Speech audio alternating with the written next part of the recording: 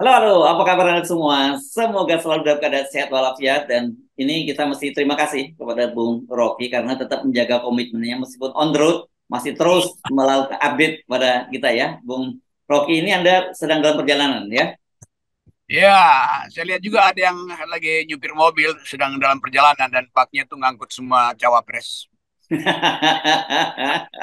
Jangan cari gara-gara ini karena PDIP sedang nyap-nyapan ini menyebut Pak Prabowo itu bersama Gerindra itu melakukan DVD et impera karena kemarin rupanya deklarasinya Budiman Sujatmiko dan hari ini Budiman akan rencananya kalau dia nggak mengundurkan diri ya dia akan dipecat gitu. Yang DVD et Impera itu justru eh, Presiden Jokowi itu. Ah, ya. Karena dia yang membelah partai-partai ini, siapa yang mau dinaikin bak belakang, siapa yang disuruh nyupir.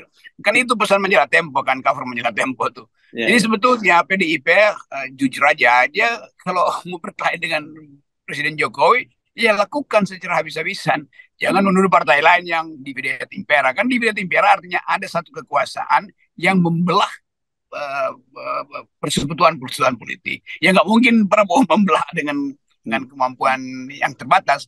Yang mampu membelah, melakukan divide et impera adalah seseorang yang ada di puncak, yang di puncak ya Presiden Jokowi lah. Ya, ya, ya. Jadi ini salah alamat ya tudingan dari PDIP yang di VDI Impera itu bukan Pak Prabowo tapi Pak Jokowi. Begitu ya, Bung Rocky. Nah, pertanyaannya kenapa kok dia justru yang ditembak selalu Pak Prabowo gitu? Iya seolah-olah PDIP merasa bahwa cinta Jokowi itu masih bisa balik ke Hmm, Ganjar. Itu nggak hmm, ada itu. Kan hmm, udah disiapin semacam paket hemat buat PDIP itu. Dan paket hematnya ternyata nggak berhasil tuh. Kan Ganjar makin lama makin hemat hmm. elektabilitasnya itu masalahnya. Dan perintah-perintah yang diucapkan Pak Jokowi itu kan terbaca di dalam proses politik. Ya. Walaupun dalam pidato kenegaraan Presiden Jokowi mengatakan, ya saya nggak cawe-cawe, saya nggak ikut campur. Oh iya, you nggak ikut campur, you ucapkan hal yang terbalik. Karena kita selalu baca otak politiknya Jokowi itu secara terbalik. Saya tidak ikut campur artinya saya sedang ikut campur, kira-kira gitu. Ya, ya. Jadi kemarin itu sebenarnya pidato yang pada pidato sidang tahunan MPR itu, MPR bersama DPD dan DPD itu rupanya semacam kalau Anda yang selalu menyebutnya sebagai pretek gitu ya. Apa yang terjadi hari ini, jadi artinya ketika ribut orang udah nggak, kan saya udah bilang nggak campur, nggak cawe-cawe. Itu intinya. Jadi nggak ada gunanya kemarin. Pidato kenegaraan itu harusnya diwujudkan melalui kalimat-kalimat visioner, mengevaluasi keadaan lalu memproyeksikan ke depan itu. Tapi Jokowi mengambil sensasi dengan memulai curhat, curcol itu kan. Hmm. Akibatnya nggak ada lagi yang perhatikan isi pidatonya apa sebetulnya. Yang dibahas orang adalah cawe-cawenya Jokowi, curcolnya Jokowi, sama pagelaran baju adat itu. Yang akhirnya orang kasih penilaian hal yang sebetulnya bukan inti dari pidato kenegaraan kan. Jadi statementship-nya itu, kenegarawanannya hilang karena dia masuk dalam politik yang dangkal itu. Seolah-olah pameran curcol itu menunjukkan bahwa dia masih berkuasa dan itu yang terbukti sekarang kan. Dan nggak mungkin majalah Tempo itu tidak paham apa yang sebetulnya disembunyikan oleh Jokowi itu. Semua mereka yang menganalisis politik Indonesia dari awal tahu bahwa Jokowi menginginkan terjadinya pembelahan politik supaya bisa dia kendalikan kan. Nah PDIP masuk dalam jebakan itu, lalu PDIP berupaya untuk memberi ini bukan kerjaan Jokowi, lalu kerjaan siapa tuh? Berarti Prabowo di atas Jokowi dong, kan nggak mungkin begitu kan? Jadi kita mau baca pesannya Hasto ini yang selalu clear dan memang kemampuan PDIP untuk mengantisipasi bahkan memitigasi kesalahan dia sendiri itu makin lama makin terbatas. Jadi ngeyelnya PDIP itu dibaca oleh Jokowi sebagai ya ini anak kecil minta permen lagi itu. Nanti dikasih permen lagi sama Jokowi kan? Hmm. Ya, ya, ya. Ya, tapi sebenarnya apa yang dikatakan Hasto ini kalau kita mau jujur bener loh ya, mulai soal soal kemarin, soal food estate, dan kemudian soal dividen impera ini. Cuma kenapa dia kemudian yang ditembaknya Pak Prabowo begitu loh. Kenapa dia nggak nembak langsung pada orang yang sebenarnya yang Anda sebut harusnya bertanggung jawab soal ini kan gitu. Nah, logikanya Hasto lagi lakukan politik divide et impera antara Aha. Prabowo dan Jokowi kan itu Oh gitu. jadinya. Dia logikanya begitu. Hmm. Jadi Ya. dia nggak mampu untuk maneuvering lagi, maka dia nyebar nyebar isu baru tuh supaya Hmm. orang merasa bahwa ya Jokowi sebetulnya ada di dalam genggaman PDIP, tapi karena gara-gara Prabowo dia lepas dari PDIP. Kan itu Hmm. sinyal yang mau diucapkan oleh Hasto kan.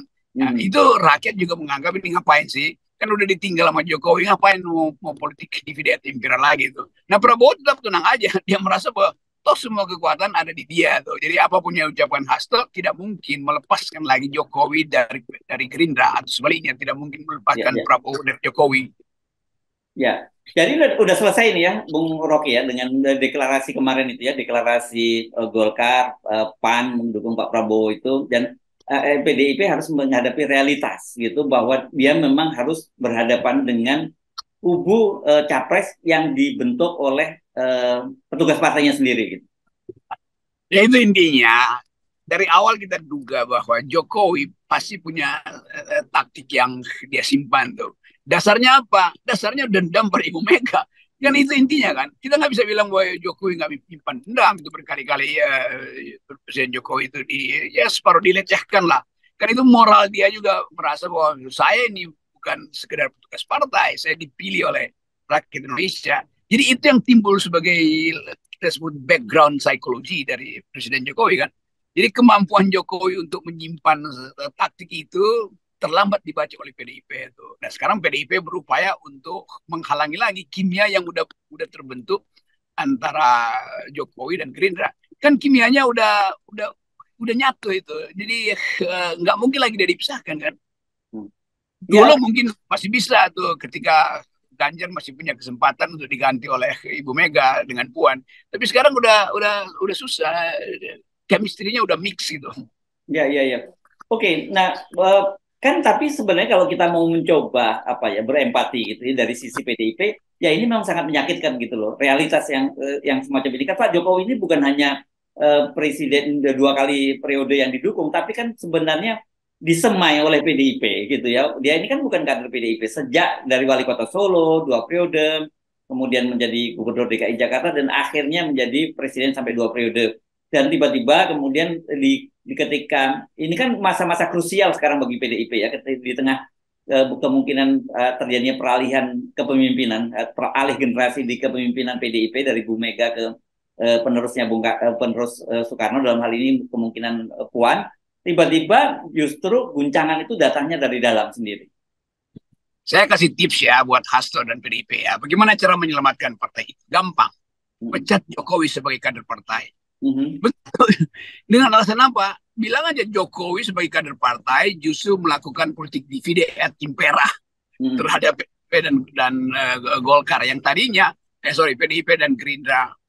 Kan tadinya PDIP seolah-olah Pak Prabowo kasih sinyal bahwa Ibu Mega udah setuju tuh. -hmm. Jadi sebaiknya Hasto itu bikin dua rapat dan Ibu Mega lalu keluarkan keputusan bahwa Jokowi dipecat sebagai kader PDIP. Nah itu akan berbalik simpati orang pada PDIP. Bukan PDIP yang menyebar isu bahwa Prabowo melakukan dividen impera. Kan itu konyol itu. Jadi udahlah, saya mau tunggu itu keahlian berpolitik dari teman-teman di PDIP. Pecat Pak Jokowi sebagai kader PDIP. Itu akan mencuat lagi nama PDIP. Dia akan dapat tambahan elektabilitas itu. Percaya sama gue. Ya, Percaya. ini serem banget ini rekomendasi Anda ini. Ini perlu saya ralat nggak ini? Karena nanti muncul kasus baru lagi nih negara-negara minta Pak Jokowi dipecat oleh PDIP. Iya kan dipecat sebagai kader kan kan Oh, lagi mau memecat kader-kader yang melakukan dividen impera kan atau hmm, membalik kan kan artinya sebagai kader Jokowi sebagai kader Ansik sebagai persona sebagai pemegang kartu anggota tidak patuh pada partai kan itu intinya kan jadi hmm, nggak usah nipu-nipu itu PDIP mau cari headline baru headline yang paling mungkin hari ini adalah pecat Jokowi sebagai kader PDIP ya sebagai presiden ya nggak mungkin ya hmm, sebagai presiden dia hanya bisa dilengsarkan di dalam hmm, sidang MPR atau diimpeach dengan berbagai macam kasus. Tetapi karena kalau PDIP marah pada Jokowi, dia masih punya peralatan. Cabut aja kartu anggota hmm, PDIP dari dia kan. Gampang kan, sama seperti beberapa tokoh yang mau kena sanksi pemecatan keanggotaan oleh PDIP kan. Kan jadikan kasus ini sebagai pelajaran bahwa kalau PDIP tidak mampu untuk menegakkan konstitusi partainya, ngapain mesti nuduh orang lain yang dividen impera kan? Jelas-jelas Pak Jokowi membalelo dari keputusan Megawati itu. Jadi karena itu sebagai kader partai dia harus dihentikan tuh. Sekali lagi ya saya mau terangkan sebagai kader PDIP bukan sebagai presiden. Nanti saya kena delik lagi lalu dilaporin lagi tuh. Nah, itu berarti udah bisa 120 laporan nanti itu bisa masuk rekor muri itu bahwa Rocky Gerung dilaporkan oleh 120 kasus untuk hal yang sama. Ya, ya, ya, ya. Oke, dari Ralat ya. Please, tolong ya. Jangan ditambah-tambahin lagi. Oke, tapi saya meragukan itu, Bung Rocky. Karena dalam kasus Gibran pun, ya kan Gibran ini kan jelas melakukan beberapa kali pelanggaran juga. Bertemu dengan Pak Prabowo, malah mempertemukan Pak Prabowo dengan relawan Pak Jokowi dan relawan dia, dan kemudian relawan Pak Jokowi dan relawan Gibran mendukung Pak Prabowo. Tapi ketika kemudian akhirnya dipanggil oleh ke Hasto dan juga ketua komite kehormatan dari PDIP yakni Komarudin Watubun, ternyata juga tidak ada tindakan apa-apa. Itu baru Gibran, apalagi kepada Pak Jokowi gitu loh. Ini PDIP ini lakukan apa namanya manuver yang basisnya hate and love relation itu, benci dan rindu.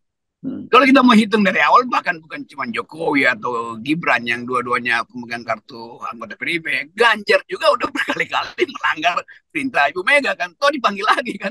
Jadi nggak ada semacam konsistensi dari PDIP. Orang akan lihat PDIP ini partai baperan gitu dan berupaya untuk minta balik lagi deh, Pak Jokowi balik lagi deh dukung kami, Ganjar balik lagi deh dukung kami, siapa lagi Gibran balik lagi deh.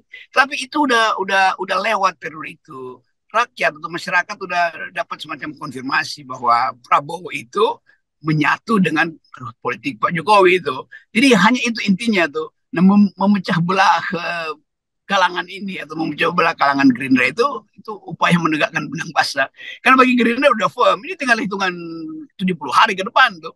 Jadi nggak mungkin ada perubahan lagi tuh. Apalagi orang kayak Erlangga atau Cak Imin atau siapa lagi Sulhas itu merasa bahwa ya udah memang lebih firm ada di kubu Prabowo daripada ada di kubu Megawati, di kubu Ganjar kan. Itu lebih masuk akal. Lain kalau Ganjar misalnya tiba-tiba mencuat elektabilitasnya langsung di atas Prabowo, nah itu lain lagi, game changer artinya.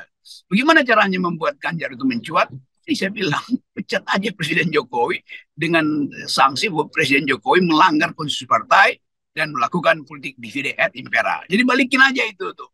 Ya. Itu yang kedua, langsung ganti Ganjar itu dengan Puan Maharani. Jadi kalau PDIP lakukan dua tindakan radikal itu, satu pecat Jokowi sebagai kader partai, dua ganti Ganjar dengan Puan, itu PDIP akan dapat tepuk tangan dari seluruh rakyat Indonesia, bahkan seluruh rakyat di alam gaib.